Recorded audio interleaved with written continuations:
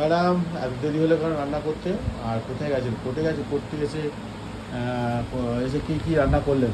হ্যাঁ, কোর্টে থেকে সবে এসেছি, রান্না করে গেছিলাম। আজকে রান্না করেছি প্রথমে ভাত, বাটা মাছ আমি ভাজা করেছি, আর এটা হচ্ছে উচ্ছে আলু মাছের ডিম দিয়ে একটা খুব সুন্দর চচ্চড়ি করেছি, দেখুন বন্ধুরা।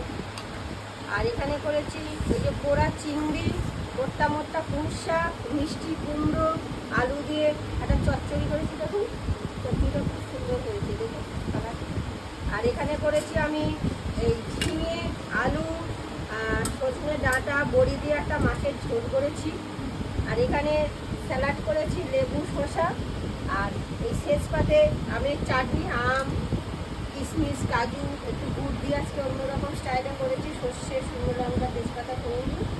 আর আসার সময় একটু মিষ্টি নিয়ে আসবে রসগোল্লা। এই হচ্ছে বন্ধুরা আজকে আমাদের দুপুরের মেনু।